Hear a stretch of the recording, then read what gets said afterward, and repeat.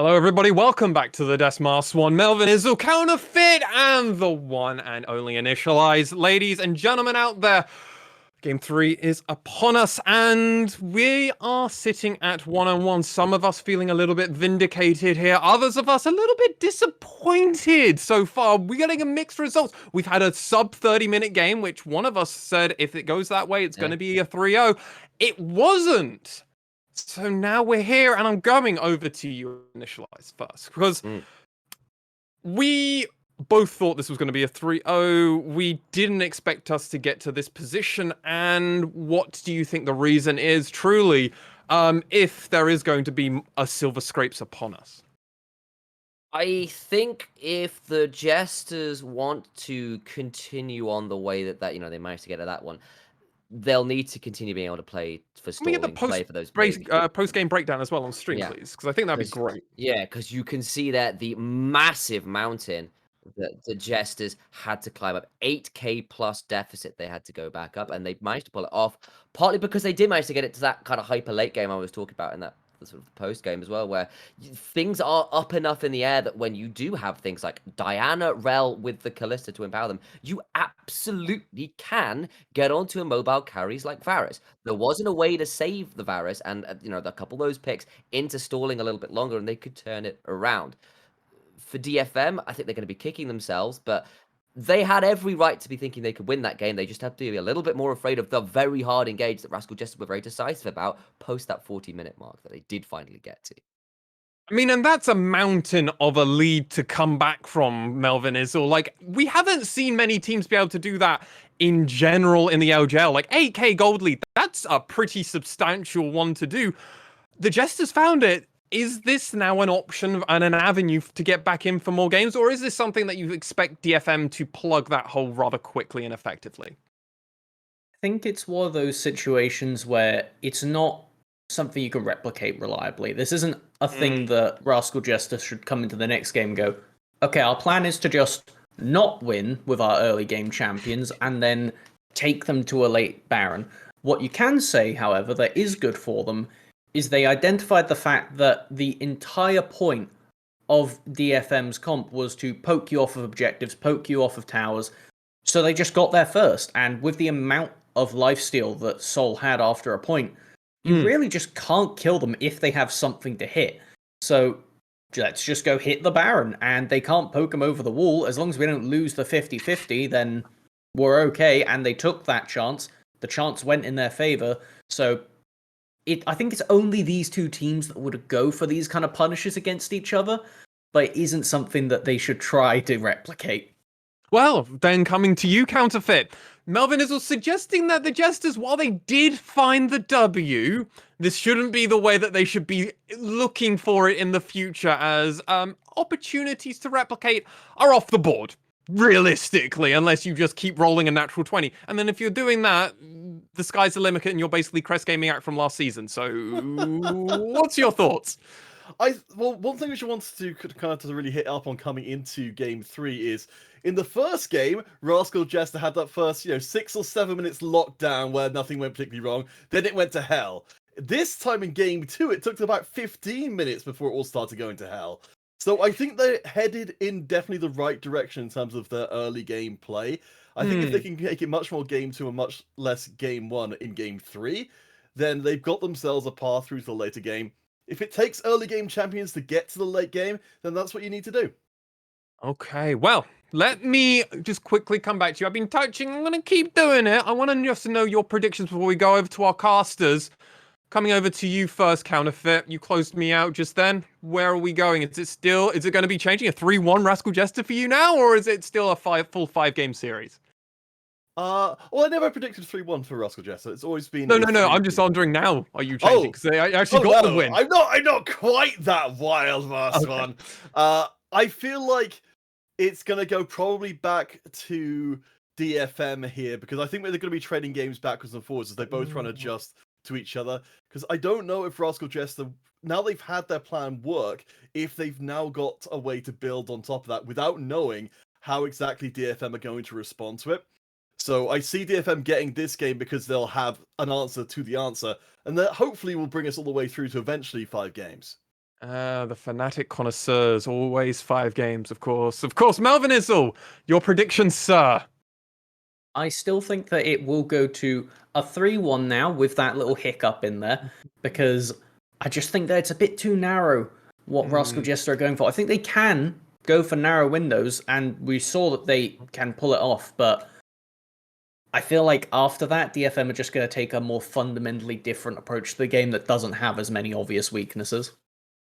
Well, I've got to come over to you, Samuel, to end us out. Where are we going with your prediction and any of your other closing thoughts?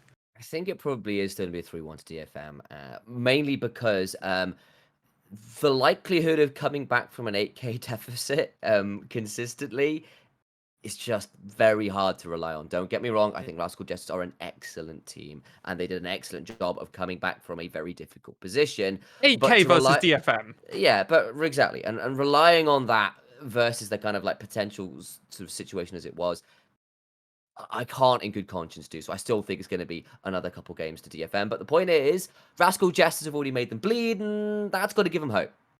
Absolutely, it's given hope on this desk. Maybe Copium is in full swing effect, but we'll have to find out. We're all predicting here, even weirdly enough, that DFM's going to win this one. So will it happen or will it not? I don't know, but I know 2 gentlemen who will tell me that answer. It's Nymera and Middlecourt. Gentlemen, what's going to happen?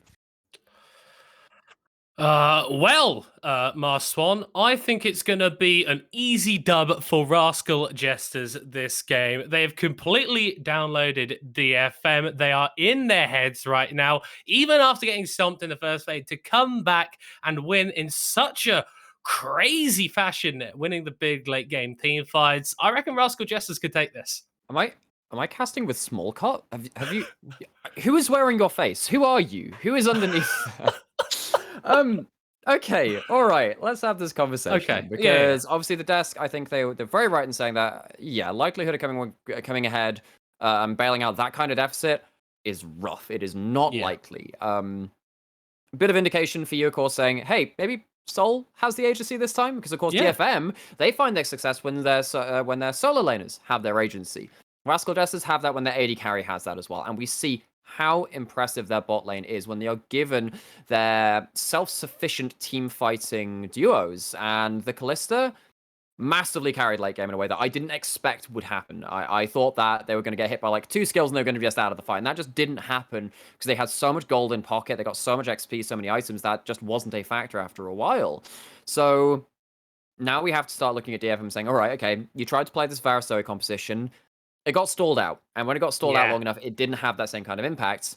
Do you go back to the Rise? Do you go back to something else? Do you have something which can answer the Syndra directly in lane? Because Recap was fine that game again, actually. Now, towards the mid-game, we're thinking, right, Syndra's not doing that much. Maybe this is going to be an issue. But we know that Arya has a Champion Ocean. Potentially, they go towards something differently, and I think we'll get to see that sooner rather than later as we are heading into picks and bans relatively shortly. Yeah, I think you have to... I think you have to twist if you're DFM, because I've not been impressed with Utopon's teamfight positioning, especially in the last game. I think game 1 it was fairly stompy, so you didn't really have any threats on you. But particularly in that last series, there were multiple times where he was getting caught out where he didn't really need to. And this presents a problem for me. If Utopon's underperforming, then I can't really see a way that you can actually answer Soul and Secret directly in lane. Yes, there was a 2v2 kill that went against them, but I think it's fairly obvious that Rascal Jester's bot lane is the place that you need to target. And because of DFM's solo lane priority, I'm not sure that they're actually going to change that much. I do think it's... I don't think it's as clear to say, you know, Utopon is being outperformed by Sol. I think for 1.5 games, Utopon has been the better AD carry. But then the last half of the game is what mattered from the Callista. Of course, that Callista now being removed in the picks and bans, and DFM find themselves on blue side. All right, they have the chance to first pick something like a Trundle again. They have the chance potentially to go towards something like a Syndra themselves, because Arya is a notable player of that from 2022. Yeah, and I like 2022. I like that they picked up the Trundle though, because I think it is a very good blind pick into a lot of Hatch matches field. Focusing out Soul in the ban phase, I think you have to do that. The first pick Syndra coming through from Rascal Jesters again. This is what we expected, and I think we were talking a little bit about wanting to see Arya go towards one of these Syndra counters in the first set of picks before Rascal Jesters have the opportunity to ban him out. I reckon you can pick up something like a Silas or an Echo right now if you really wanted to, of course. The problem there is then you might lose out elsewhere across the board. And the thing is, DFM, particularly around MSI in their first game, when they were like, okay, we'll try and leave Steel till further on into the draft phase and stuff like that. And that just didn't really work. DFM have largely found their success kind of leaning on their solo lanes champion pools a lot of the time. And in this series, it does seem to be Arya, who's had the calling card thrown to them and say, all right, you're going to get our last pick, you're going to get our counter pick, and see what's happening with the composition. For the first time, though, in this series, Secret is going to go get their coveted Alistar as well. It's not going to be with the Callista, it's not going to have that extra degree of safety, but the Premier Engage Cow on the Rift is in the hands of Rascal Jester. Yeah, and this was banned out in the second phase both times by DFM in the previous 2 games. So Rascal Jester is recognizing the strength of that. Obviously, DFM, with a very similar pick and ban to what they've done so far this series, means that there is going to be that pinching of the mid lane pool for Arya by Rascal Jesters. I'm expecting something fairly similar to what we've seen. I don't think DFM are going to be particularly upset with their draft from last game, but it definitely needs to focus up on execution. And the problem is here, Rascal Jesters are almost guaranteed to ban the Silas because you cannot let Silas have a good lane into the Syndra, which you can do, especially when you start putting an extra couple of points into your queue, and have the Alistar ult to steal as well. Hits the ban, because of course that's going to be gone now, but then you look and say, wait, can't they just pick the Rise again? Isn't that going to be a problem? Of course, Alistar can do some nasty things to that champion too, just get right on top of them, but this is still a low-range support on a top laner that can get outplayed if you flash away from the combo. And DFM with Rise have been unstoppable, I would say. They have been such a dangerous combo, and DFM don't even care about giving over something like a Lee Sin. They ban out the Diana instead, but this does let the Varus go through to Sol. Yeah, it's going to be the first time this series that Utapon doesn't get to pilot that. I wonder if Sol's going to be going for the more supportive style, which we have seen from the DFM AD carry a lot today, or he's going to index a little bit more into damage. Okay, so going on to a different point, I suppose. Utapon, thinking about the Jhin, he has played Jhin for a great many years at this point, and something like Varus often likes to outrange and out-utility his opposing AD carry. Not really the case with something like Jhin. Jhin Leona as well is such a nasty CC lockdown combo. And this would be quite interesting because then that also sets up for something like an assassin to come in. I know that's... I was checking Twitch chat between games every so often, just seeing how the atmosphere is there. And someone mentioned, hey, wouldn't Akali be kind of good here? And I said, you know, Akali's been nerfed a bit, and I like the Varus Zoe combo. Of course, they don't have the Varus this time. They don't need to worry about indexing in towards combos. They take out the assassin, and Arya gets that pick. Yeah, it has looked incredible on it. I believe one of the most banned. I think we had that graphic. Yes. A little bit. It has looked disgusting on that champion. So picking it up here, very impressive. As we see the hover towards the Lee Sin for Hatcher Mecha is going to be locked in. So not really counter picking too much, but a very reliable jungler nonetheless. Okay, so you do have the ability for this jungler to start out dueling your Trundle, and yes, one of the most banned champions in this matchup has been, of course, let through for DFM, although Akali has been nerfed, and a lot of those stats came from the regular season when Akali was in a bit more of a point of power. So, a bit of an iteration towards similar compositions from both of these teams. Utility AD carry coming out from Utapon again, except less on the damage front, a bit more on the long-range W follow-up, which is a bit more available, something like the Chains of Corruption. On the other side, though, Secret, with that Alistar, is really the player to watch for me now. They can make an absolute mess of DFM's comp if they land CC onto the right champions.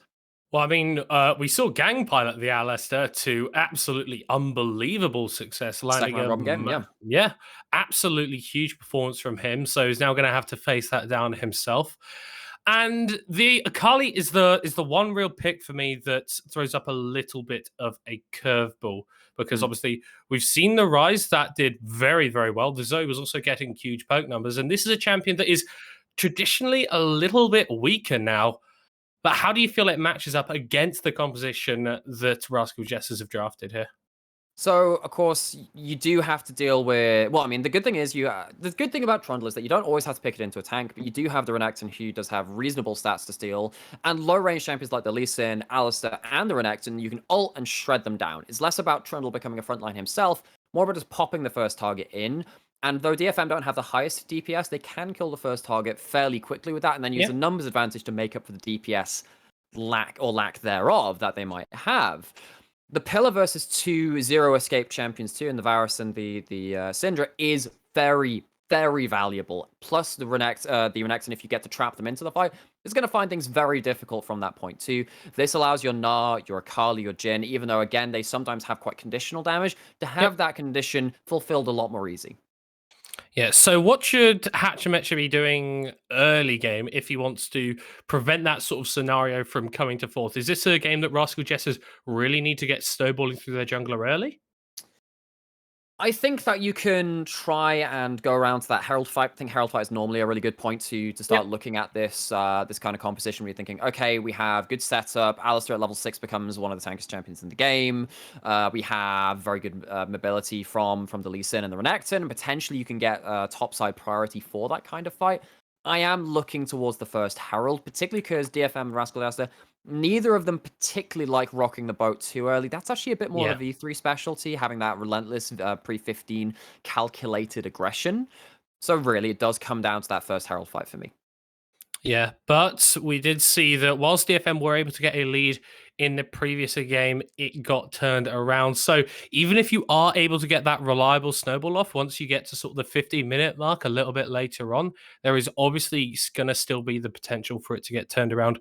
First time that Sol is playing Varus in this series, previously piloted by Utapon, has sort of been the meta-defining ADC for a decent while this season. Is this a composition that you're really happy to have the Varus into? I mean, if you manage to land an ult onto anyone, you feel pretty happy, of course. I think with Gang playing the way he is, it's always a little bit of a question mark playing a lesser escape AD carry. Particularly because he just has ended up becoming so tanky so quickly. And of course, we'll have to watch out for that again, particularly because the Solar Flare can catch him out so much. But on the whole, Varus is happy to play into most stuff, particularly ever since Nocturne's been thrown out of meta, and there are less ways to get on top of him. Yes, DSM will have to get on Sol if they want to win this game, because he looked absolutely brilliant in Game 2. We are on to the Rift now. Game 3 of DFM versus Rascal Jesters. I think a lot of people expected DFM to be 2-0 up right now, and with the way that the previous game was going, I would have expected that as well, but Rascal Jesters able to turn it around in the late game and even up the series and give themselves a fighting shot at taking this one. And again, for 1.5 games, DFM have been the dominant team.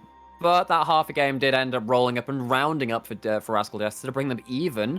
And that's all that matters. The past 2 games do not matter beyond what psychologically they affect you. And you do get that chance to reset. Of course, DFM are an incredibly experienced team. We were hearing from their coach that, they were...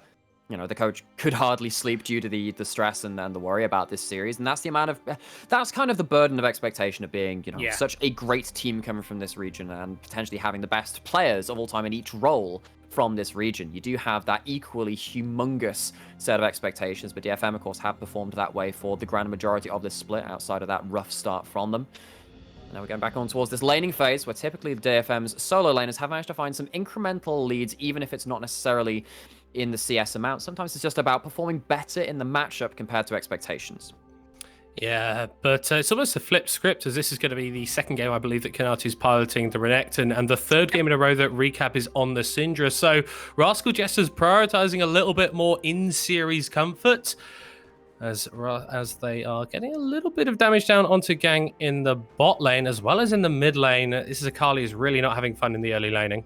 And this is exactly why Syndra's back, because, you go back to last patch, and actually that would be like a quarter to a tenth of the mana on Syndra rather than holding at about that halfway point. Of course, they still take biscuits, they can still get themselves a bit more mana regen, but it just allows you to have that relentless amount of DPS at level 1 compared to most mages. And of course, gets to disengage from the Akali, at least on every other wave with the phase rush, so they can't even trade back that heavily, particularly pre-3 without that extra mobility coming from the Shuriken flip and the smoke screen. Yeah, Steel has mixed it up a little bit here. This is the first time that he's actually cleared both of the camps on the start of the map that he was starting. So going for a bit more of an aggressive full clear as Hatchemetcher makes his way into the topside river, just waiting around for the Rift Scuttle to spawn. There we are. We'll pick this one up with ease. And he was seen on the entrance to the river by Arya's ward put down there, I believe. So this is a tracked jungle start. And of course, seen on the top side, Ebby knows where they are, potentially can waste a bit of time here, but needs to not get stunned. Yeah, the hop comes out, not quite in range, but the Sonic Wave goes wide. Hatchemetcher's going to be sad about that one. Ebby's going to be very, very happy, though. Okay, but now Trundle has Water Walking, has a speed. Shrine Recap could be in danger here. Lee is not here to respond. Yeah, flash available for the Syndra, but very low on the mana. There comes the Shuriken. The flip hasn't come out, but that is an absolutely beautiful pillar from Steel, who flashes forward, jumps down on Recap, and will be able to pick up first blood for DFM.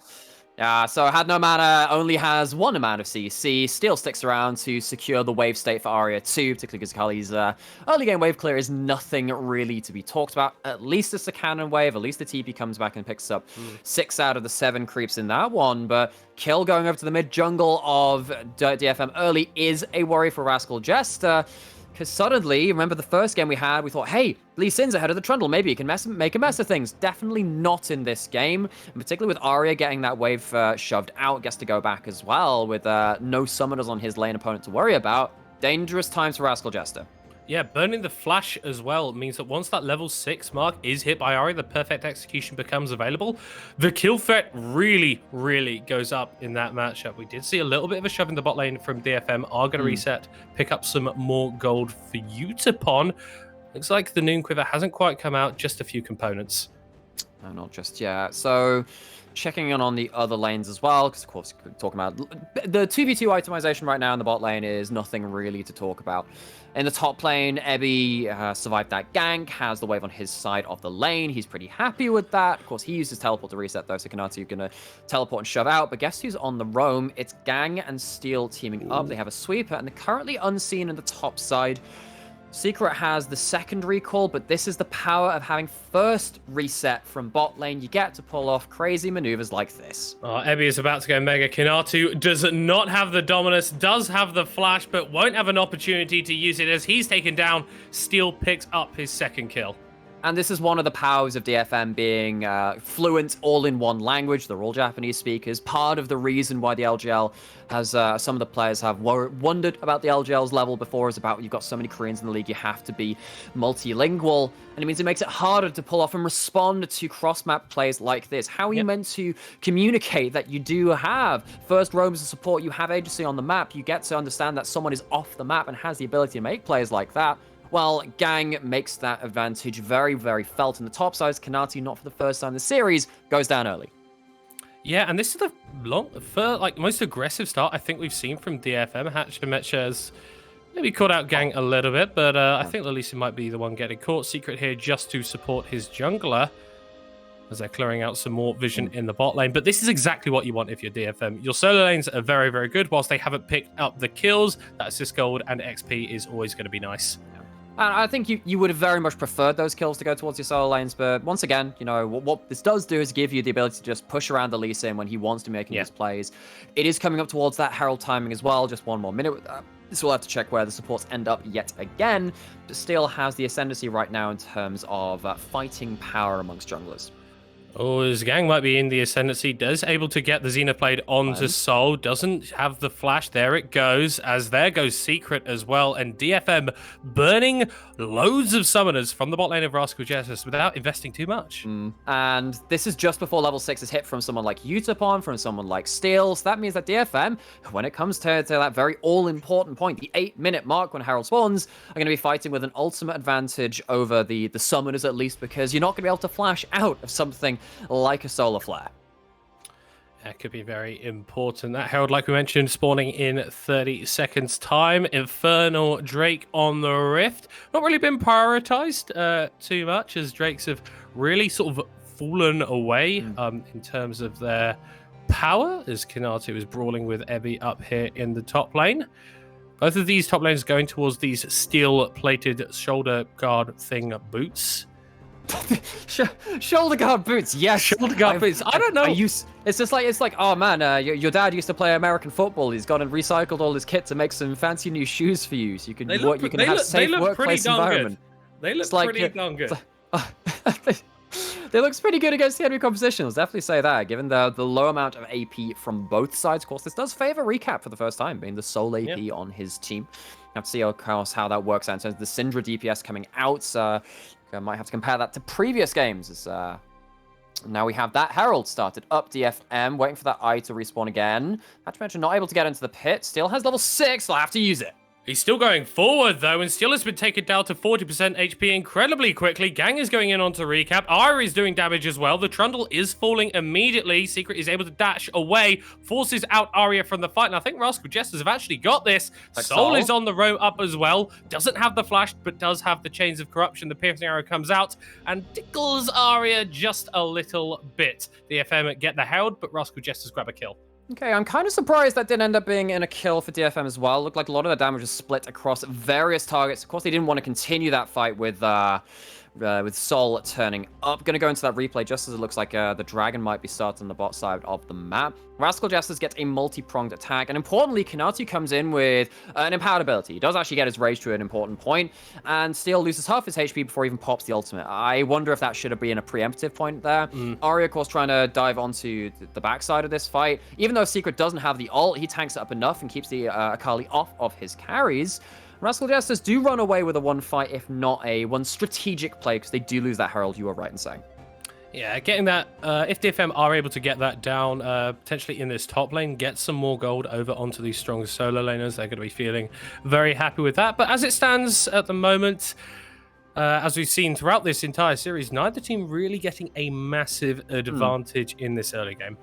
I mean, I think game 1 was a little bit deceptive in that manner because it was DFM winning with lanes which shouldn't necessarily be winning, and that ended up leading to them having a much more dominant mid game, and it kind of just blew open in a one fell swoop, so they had that huge bot lane play. Game 2, we kind of saw DFM use their poke combo in a similar manner, but yes, in this game, it is much more even. I don't think we have lanes which are, you know, outperforming, I suppose, but DFM do have that Herald. They have the gold lead on top of that, so that will become a significant lead at 15 if they manage to get a number of plates with that. The question is, where do you put it? I would say put it onto your Akali. You could also try and shut down this Varus, though, which is an important part of Rascal Jester's team composition. And as you were speaking of, that gang still doesn't have the level 6. Secret does.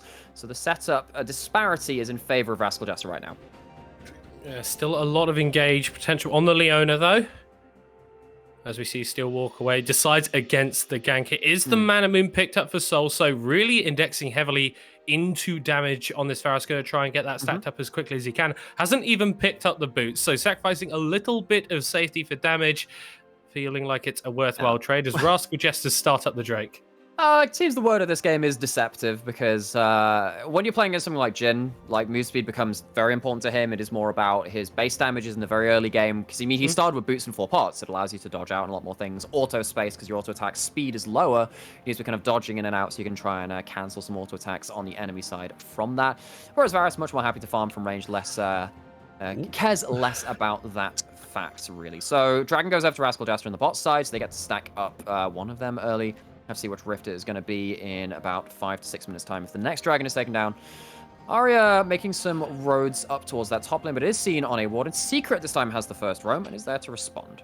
Yeah, Hatch Match is going to be in the area as well. Flash and Dominus available for Kinatu. DFM just going to be summoning this Herald, doing a fair bit of damage to the Renekton as well, though. So if they want to go for a dive, is a possibility. Secret chugged as well. That's an absolutely beautiful pillar from Steel, and I feel like Rascal Jesters just have to back away. Well, it's not quite enough damage on the Herald to kill the turret entirely. So, Secret uses his very valuable time on the top side of the map to dissuade that play. Gold shared out between 3 members, so it's not going to be a huge power spike reached by anyone. We can see that Arya's gone towards the Protobelt, not gone towards the Riftmaker, which is...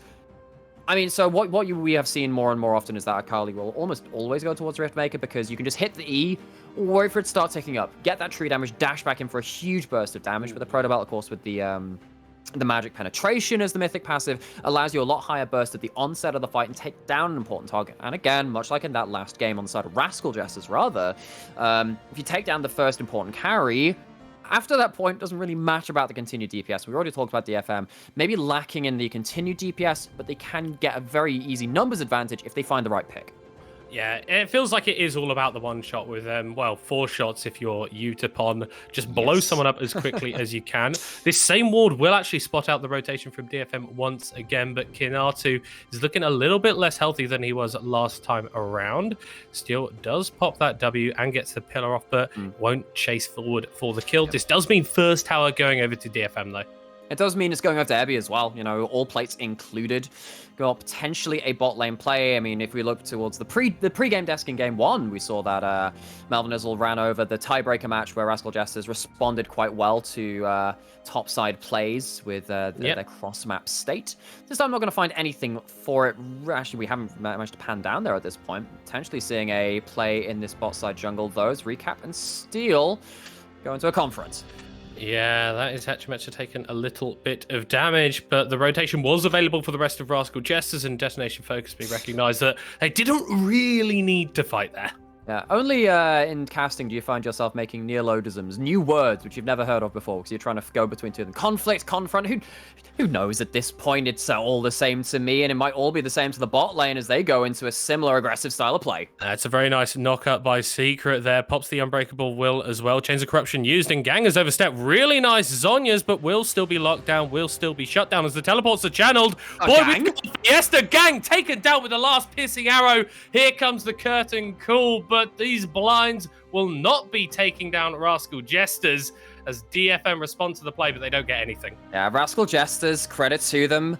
You look at that first game, they were not ready for the aggressive onset of DFM in so many of these plays. Roaming topside for dives, playing very heavily around these gang engages on the Leona, but they are much more prepared for this time. Cancels out the combo, isn't it? It gets a little bit more distance, and then uses the Alistar ultimate. Uses it while they're at full HP, which means that they save a heck of a lot of health for the last part of this fight. Gang very nearly finds a miracle escape, uses the Zenith Blade backwards for one bit of distance, flashes out for a bit of the other, but Sol does manage to find their mark after that point. It's a 1 for none, hard fought by Rascal Jesters, but a good response.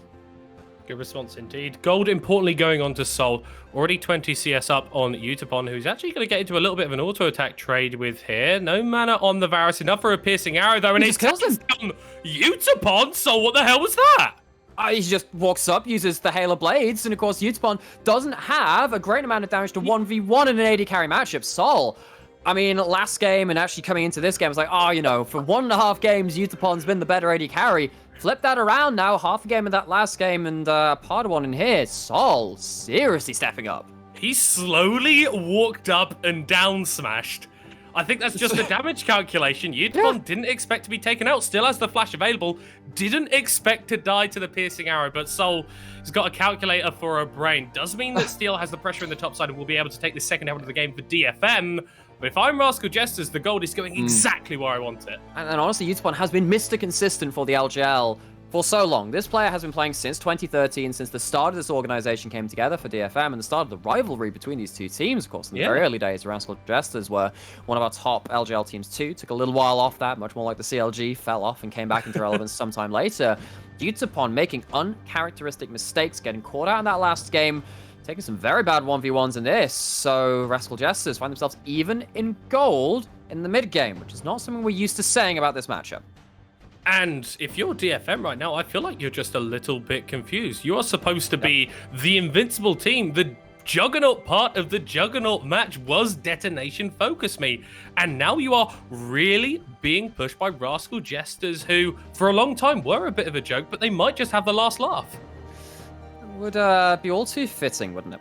As we do see DFM lose that bot lane turret. Of course, they would have done that anyway, because Utapon was looking for the recall. So all it is extra 300 gold on top of it. I guess Utapon loses a couple of minions afterwards, so a bit less XP, a little bit less CS as well. Got ourselves an Ocean Rift now, as the second dragon taken down by Rascal Jester. And if you are a Rascal Jester fan, you are more than happy with this situation. And the LGL average watcher would probably be looking at saying, hang on, this wasn't supposed to be this close, and dear watcher, I agree with that. Rascal Jester standing up strong so far. DFM looking rattled. Yeah, Kanatu might not be standing for much longer, though, as Detention FocusMe are making their way to the bot side of the map. That tower is still very healthy, but there is no TP on recap, so it's a little bit harder for them to get here. Kanatu doesn't check into the bush. He knows something's going on. He knows. Oh, do he it. knows. Do it, man. Oh, he is going to be stunned up, slowed down, but was able to get out.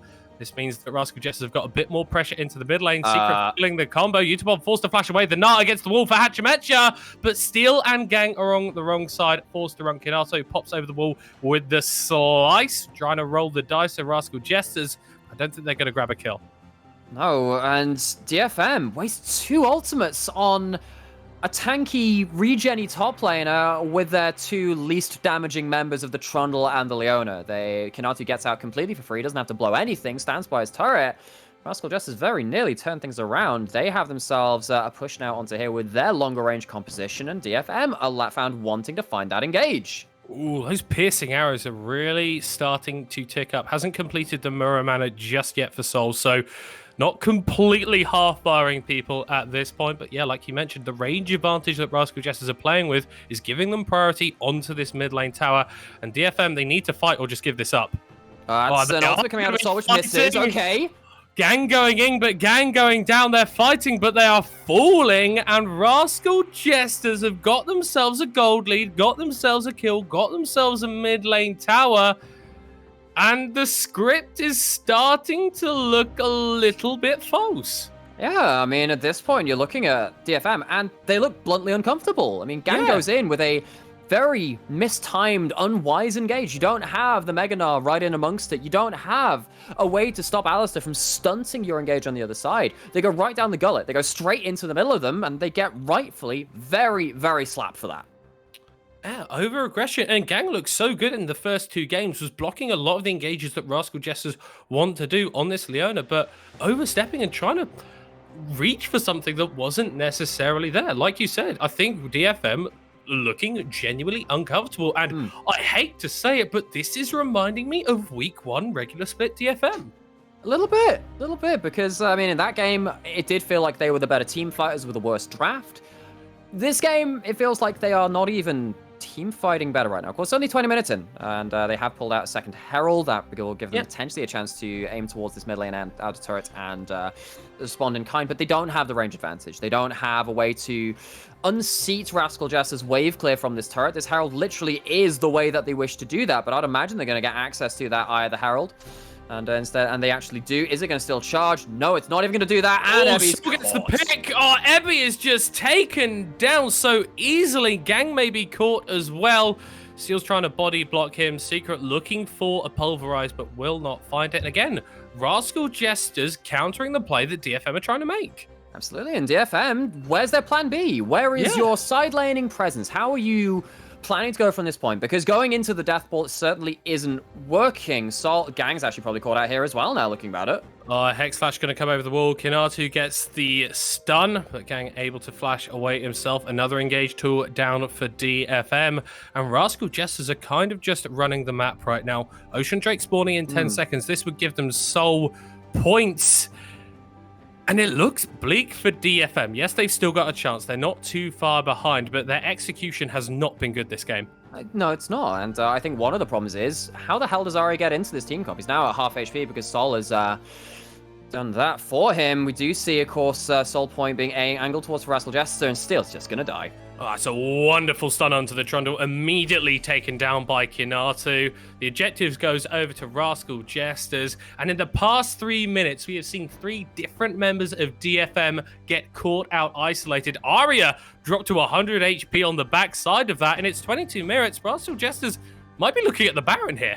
I think they certainly can do. Ari does have the teleport to get back out on the map, but DFM, you might have a plan B for trying to go towards a dragon and say, hey, we can respond to this. There is no smite. Ari is teleporting in right behind enemy lines because it's on a vision ward, control ward rather. That is seen. Secret low HP, but still has the ultimate. DFM need to win the fight. Yeah, but Steel is nowhere near. There is no spike available for DFM. 3,000, 2,000 HP on the Baron. Ebby is charging up the Rage Soul, forced to cleanse away, going into the middle of the pit. It is going to be the Lee Sin. It is going to be Rascal Jester's getting at the Baron, but they are losing the fight, flashing over the other side of the pit. There goes Aria. He has to make the hero play, and damn well he's going to do it. DFM come up clutch. I mean, when the time comes for them to be asked, what do? You look uncomfortable, you look conceited. DFM strike. It is still going to be against one final Baron coming out from Kanatu. Detecting that many death timers, finally getting the mid lane out of turret, and that much gold swinging back towards them from those kills. That is a kingly ransom for the kidnapping which Rascal Jesters attempted of this game. They tried to close it out, try and do it quick and dirty, and actually they probably were favored in this fight too. It is the 5v4, but they're in the pit. 4-man Meganar. And of course, Utapon has the range to start following up after this too. Aria, seriously clean so combos. clean. Even though Hachimecha comes in to defend against the curtain call coming down, he gives up his own life for the attempts, and Rascal Jesters bite off just slightly more than they can chew, and it brings it back to an even game.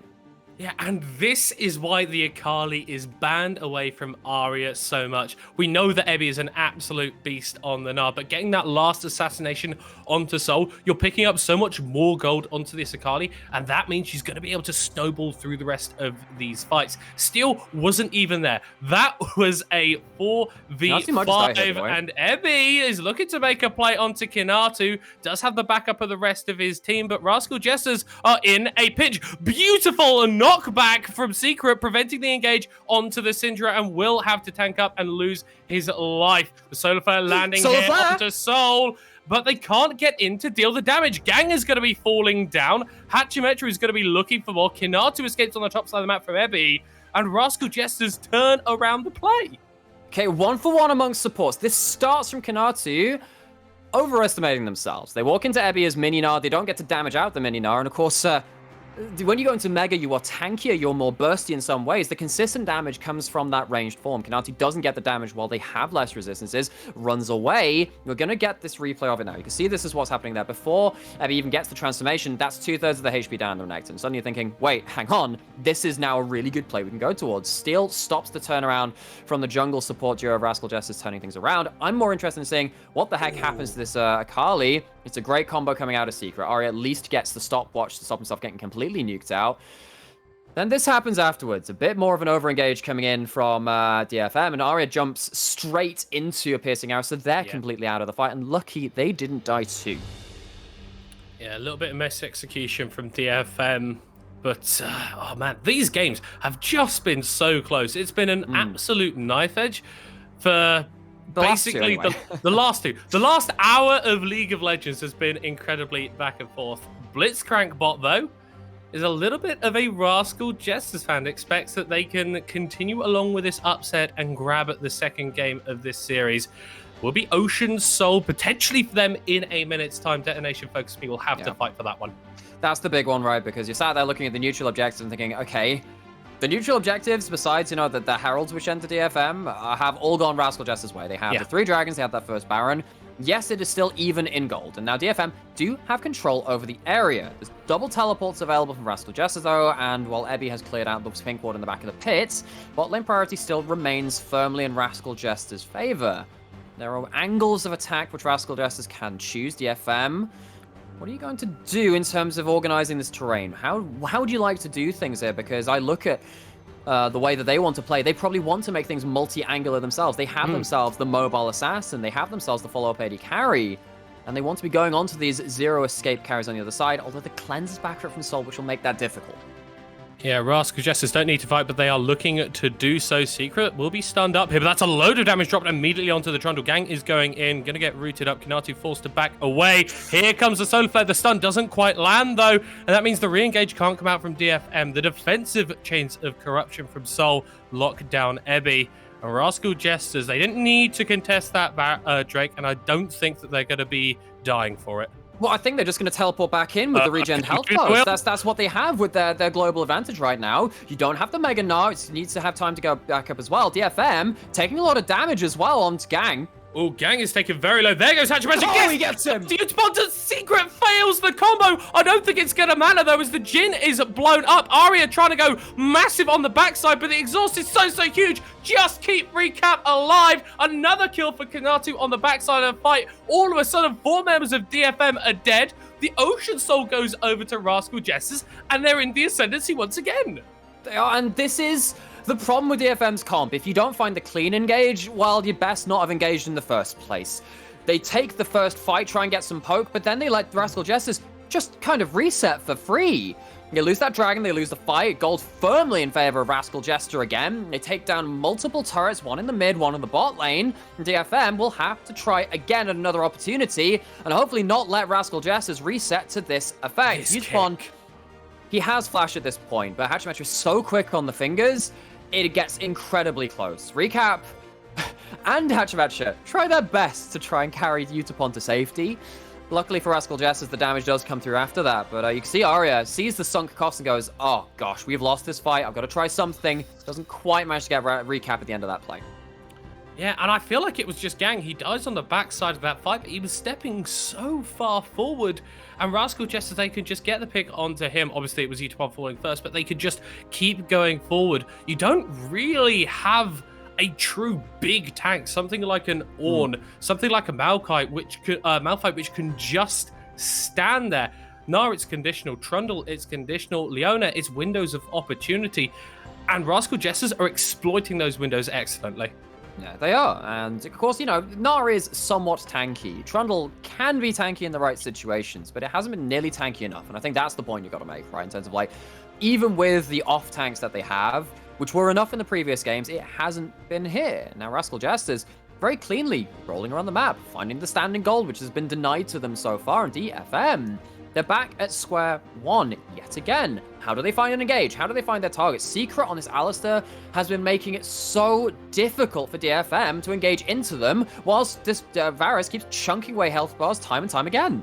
Yeah, the Shirilda's grudge completed, as well as the stun is landing onto Ebby. Gang taken to 30% HP. He's just going to be dying for free once more. Hachimachi diving onto Arios. Kanatu's in the front side of the fight. The ultimate onto Ebby. Can't do anything in the Mega Bar. Forced to flash away, but Recap will chase him down and take him out. The stun lands onto Steel, who's being bopped about all over the place. The slow from the Shirilda's grudge will keep him in range, as Yutapon's trying to 1v1 Recap on the backside of the fight, and that's not going to happen. Steel, whilst he's able to dodge away from the resonating strike, will be falling in the end. It's 4-0 in favor of Rascal Jesters, and they could just look to pick up the game. And this is such a sad skirmish from DFM. When the Ocean Soul means that even your Akali can't outtrade the enemy jungler, well, then you're really looking for miracle plays, ones that we have seen from DFM. We've seen it against Rascal Jester even. We've seen that mainly from Gang, of course, with his godlike play, but it's 2v5. It's going to take even more than that. It's going to take some deicide for DFM to come back from this. Yeah, Gang looking incredibly mortal right now as the Church of Arya is being desecrated. Hasn't been able to do anything as he just escapes death. But DFM will not escape losing this game. Rascal Jesters go 2-1 up in the Juggernaut match. Oh gosh, it's the counterfeit curse yet again. The second win on the board for Rascal Jester, and that one was a little difficult to watch from a DFM fan perspective, if you are one of them, because it was a difficult composition to go on, and this is the problem we had in their first game of the regular season. We thought they'd done away with that. We thought that they got a better handle on things, but that one, as you said, what could Arya do on that Akali? You can't dive into the Alistar, and Sol on the Varus keeps raining down arrows. DFM lacking answers and lacking wins now too. Yeah, obviously down 2-1 in this series. Match point for Rascal Jesters going into Game Thor. I didn't expect to be saying that a couple of hours ago, but that is where we're at. We're going to pop to a short break now before our analysts break down that extraordinary Rascal Jesters win.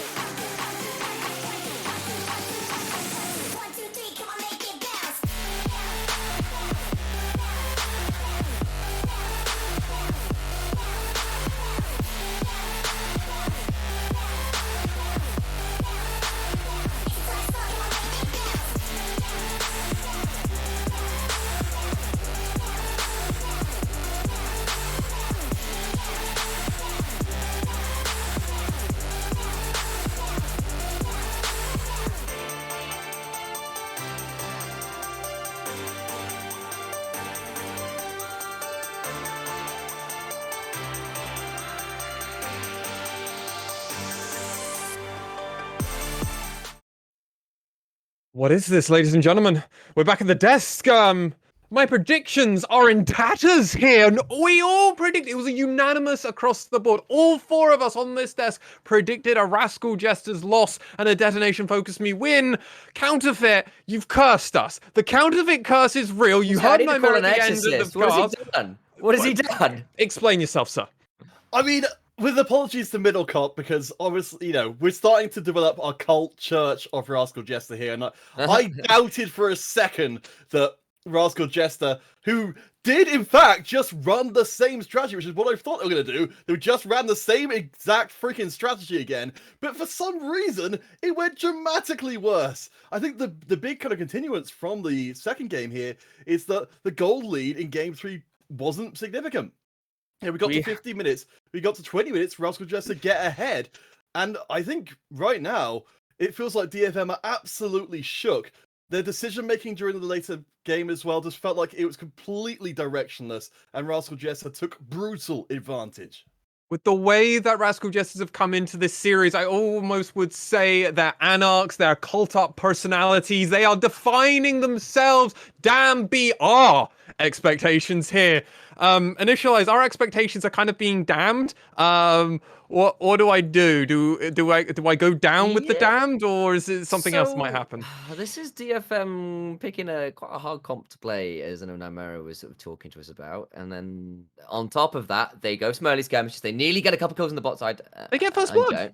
And you know, they get 2 great kills. It's all over the place. They get loads of summoners. It's looking really good. And then they start picking skirmishes that they keep losing. And then because it's DFM, they keep skirmishing because that's what they do. It's how they win a lot of the time. It's just like really looking to take some, you know, big playmaking champions and their own sort of personal mechanical prowess and look to outplay. And Rascal Jester just fought fire with fire and then managed to snowball cleanly the opposite direction. And then when you've got that dragon stacking, when you've got a comp that's easy to play with a big range advantage, with Hachimecha just like literally being able to 1v1 Arya who's doing no damage to him despite being on the Akali, like it kind of fell apart. The Baron play was kind of the last light and everything else was just pretty dire from that. Rascal Jester's clean in this one. I think you summed that one up perfectly. Middlecourt, I mean, was just almost in tatters halfway through part of that broadcast, and it was a bit all over the place. But I want to come over to you, Melvin Izzle. Sir. Yeah. Sir. You said That one thing was going to again. happen. Yeah. And then it wouldn't happen again. Counterfeit was even like, I doubt it's probably going to happen again. Things might need to go a bit different. It's a repeat. Your replay has just kind of shown us how they keep winning. What is going on here? In a way, it was more of the same, but I think the main essence of it is Yes. that we expect the FM to be able to take these skill checks after a point. Like a lot of it is just not necessarily individual mechanical execution, but as a team, we looked at this one, and there's a reason that coming into this series after the first game, they were on a 13-game win streak. It's because it looked like even when they made mistakes, they were always counterattacking elsewhere. They always had something to do in response. But this game, they were kind of just without answer. They don't have massive playmaking tools, and I feel like the main pick to me that I want to see changed up. Yeah, I think that taking a look at this one, we could take a look at the replay, but the champion I want to see this Nart swap to something else, and we can talk about that in a little bit, but I have got a replay ready to go of when it truly went wrong, because as you can see here, game state, 3 dragons to 0. Gold effectively negligible on both sides. So the only real difference, even the base levels are close enough for it to not make too much of a difference. Nobody is missing an ultimate point where somebody else is. It's just the fact that this is the Ocean Soul point. And DFM have gone fully into just saying, okay, no matter what, we have to get this. We're not buying healing reduction because we are confident we will get this dragon. But the thing is, Steel may have flash, but it's a Trundle. That is not a good dragon stealer. So, let's take a look at it going through. Starts off with Ebby losing Meganar. The teleport comes in from Kanatu as DFM runs straight to the objective. But this time, unlike a previous game where they had a similar maneuver, with the Realm Warp in the first game, drawing a parallel to that one where they had the same first 3 picks. Those other 2 picks were a Varus and a Ryze. This game, it's a Jhin, it's an Akali. These 2 cannot burn an objective. They are terrible at taking objectives and have next to no burst on it. So it comes to a point where, unlike in the first game where they got to just run through this one, then take the fight in an even circumstance, this time it's just Rascal Jester coming in with advantage, because the worst part about taking an Ocean Dragon is that it continuously slows you. And I feel like almost deja vu once again. We're going to need to talk about this from Hachimecha. They get that Q right there. And we're going to need to just watch where they go, because this is the perfect execution that they did not get in the first game, where last time Utapon responded, but immediate flash kick. And this is the equivalent of a bounce house for Utapon. Just keep an eye on them. You may not be able to track it, but they get bounced, they get bounced, they get kicked, they get queued, and they're gone. And at this point, it's a 4v5. Jhin is so much of this team's DPS. Akali has already used the first part of their ultimate, and you're going to watch Arya try and get anything on the side. But the most important part, the reason that this doesn't go out of Rascal Jester's favor, is Secret hits them with the exhaust. You can watch this in about a second or so. As soon as they jump to try and assassinate Recap, they're going to get exhausted, and they just don't get the damage. You can see how close it gets, because in the meantime, everybody else is just going to chase down on the bottom side. And look, the exhaust comes through. Look at that HP! It's so close to negligible on the side. Everybody else is dead. The soul is secured. And DFM's comp does not have the consistent damage. They do not have the itemization to be able to handle a soul. This is where the game ends. And what a performance from the side of Rascal Jesters. They turned it around, and they did team fights like that continuously throughout the game. I really want to emphasize that exhaust, though. So clutch at the end, wasn't it? It really was. And honestly, this is the first game where I've gone, outside of the first couple minutes where Steel got a couple really good ganks off, where I thought, you know what, Rascal Jesters were by far the better team. You know, game 2, they fell behind a long way. They were down 8k. Yes, they managed to stall out the early game, so it snowballed later. But game 1, even game 2, is like, DFM kind of looked better for most of those games. This is the first game where I've gone, yeah, Rascal Jesters seriously were the better team here. And you take one victory from the jaws of defeat, you take one clean victory, and suddenly you're at match point. And DFM looked a bit rattled, looked like they were kind of being like matched when they were looking for skirmishes. And that's a scary place to be if you're a DFM player right now. Well, we are going on a very short break here, but when we return, game number 4, match point for Rascal Jesters. Counterfeit, you've cursed us, buddy. Let's just go to break, man. Like, I don't know if I can take this much longer.